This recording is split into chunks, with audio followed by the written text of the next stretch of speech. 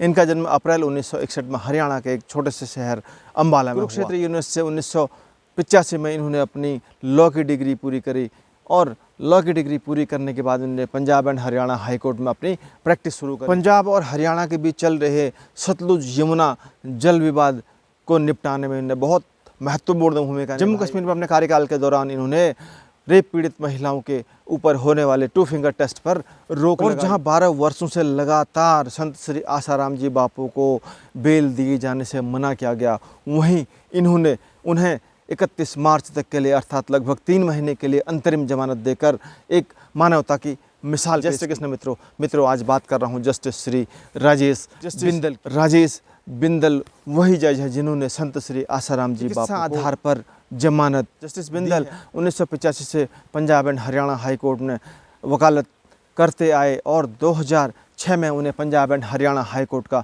जज नियुक्त किया गया। 2020 में उन्हें जम्मू एंड कश्मीर उच्च न्यायालय का मुख्य न्यायाधीश नियुक्त किया गया। अप्रैल 2021 में इन्हें कोलकाता उच्च न्यायालय का मुख्य न्यायाधीश नियुक्त किया। 2021 में इन्हें इलाहाबाद उच्च न्यायालय का मुख्य न्यायाधीश नियुक्त किया गया और फरवरी 2023 में इन्हें सुप्रीम कोर्ट का न्यायाधीश नियुक्त किया गया। और ये वही जस्टिस राजेश बिंदल हैं जिन्होंने गीता प्रेस गोरखपुर का दौरा करके वहाँ पर हमारे धर्मशास्त्रों को समझने का प्रयास किया और हमारे सनातन धर्म की काफ़ी जानकारी के अनुसार 1985 से लेकर अब तक इन्होंने लगभग 80,000 मामलों का निपटारा किया है, जो कि एक माइलस्टोन है। अगर आप इसको डिवाइड करेंगे तो इन्होंने 140 केस प्रतिदिन के हिसाब से निपटाए हैं।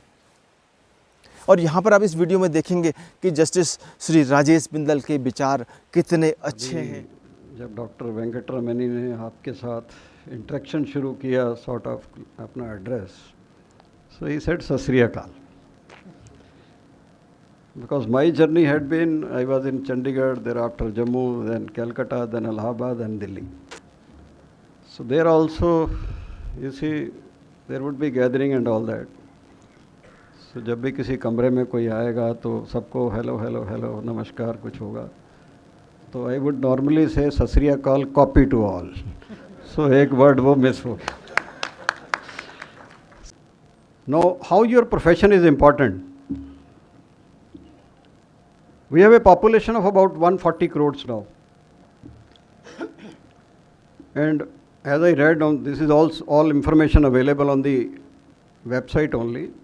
About 25% are below poverty line. Maybe the income is about, they sometimes mention in dollars only, $2 a day or something. So if you reduce that, you can make calculation. I'm just giving you the figures.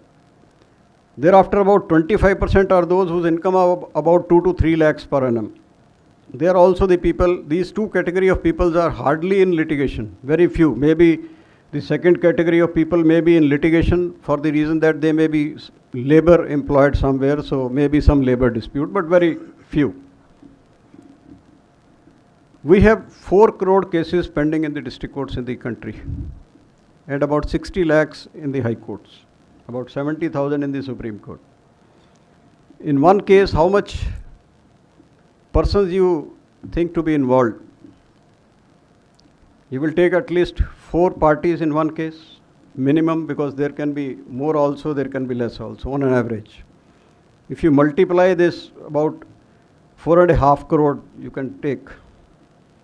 With 4 only, it will be about 20, 18. And in a family, suppose a dispute is there, it's not the head of the family who is involved. There may be 4 members in the family also. If you multiply with that, the figure is much more than the people who can be in litigation, they are involved in the litigation. So practically every citizen in the country, every resident in the country by number, I'm not saying all families are involved, they are in litigation. This is how your profession is important. Because may not be directly, but indirectly if you find that somebody or the else, maybe in the extended family or somewhere, is involved in the litigation in court. And if you add in that the number of witnesses and all that in the court, then you will find the number even more. So this is how important your profession is. How you can bring peace, as was said in the society, as we are a peace living country. The more litigation, that is why we go for ADR mechanisms. because that brings solution to the dispute without fighting actually, amicable solution. So this is how your role is important. तो यहाँ पर justice Shri Rajesh Bindal जी बता रहे हैं कि हमारे देश में लगभग 4.5 करोड़ मामले न्यायालयों में पेंडिंग हैं और एक मामले में लगभग 4 पार्टियां इन्वॉल्व होती हैं और एक पार्टी में अगर 4 सदस्य भी प्रभावित होते हैं तो ये आंकड़ा देखिए आप कहाँ पहुँचता है। बहुत ज़्यादा लोग यहाँ पर इन केसों से प्रभावित होते हैं। तो यहाँ पर जस्टिस श्री राजेश बिंदल वकीलों को कह रहे हैं कि आपका रोल बहुत इम्पॉर्टेंट है, आपका काम बहुत इम्पॉर्टेंट है। आप अगर सही से काम कर पाएंगे तो इतने सारे लोग प्रभावित हो रहे हैं जो वो राहत महसूस करेंगे। तो संत श्री आसाराम जी बापू को जमानत देने वाले 2 जजों की जो बेंच थी उसमें जस्टिस श्री राजेश बिंदल और जस्टिस श्री MM सुंदरेश थे। श्री MM सुंदरेश के बारे में मैं एक वीडियो पहले ऑलरेडी बना चुका हूं। अगर आपने वो वीडियो नहीं देखा उस वीडियो को इस लिंक में जाकर देखिए।